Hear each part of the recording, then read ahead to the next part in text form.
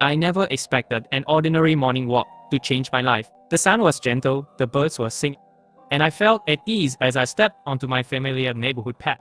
But then I saw her, the stray dog with sad, golden eyes and a muddy collar I'd never seen before. She stood in the middle of the sidewalk, tail wagging softly, as if inviting me to follow. Curious, I bent down and whispered, "Come here, girl." She nuzzled my hand, then turned and trotted ahead, glancing back as if to say, "This way."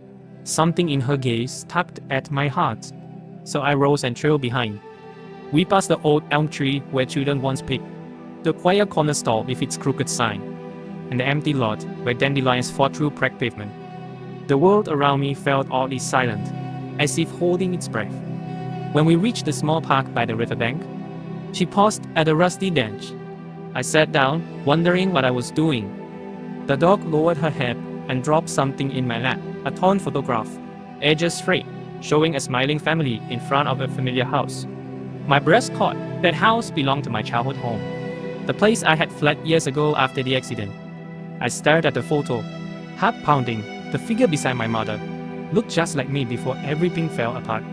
My chest ached with memories I had tried so hard to forget.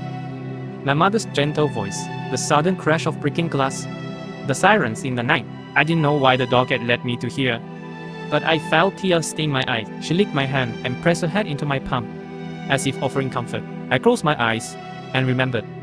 I remembered how my mother used to tell me that love never really leaves us. When I opened my eye, the bench was empty. The dog had vanished. Panicked, I called her name, but only wind rustled the leaves. In my lap, the photograph lay alone. My fingers trembled as I picked it up. On the back, in neat handwriting, were two words: "I'm sorry." The letter seemed written by my mother's hand. Tears blurred my vision. I pressed the photo to my chest and whispered, "Thank you." In that moment, I understood. The dog had been her messenger, guiding me back to the place I feared most, so I could finally forgive myself. I rose from the bench, the photograph clutched tightly, and walked home with a lighter heart. Behind me, I thought I heard a soft padding of paws, but when I glanced over my shoulder, there was nothing, only the sun breaking through the clouds, as if smiling at me at last.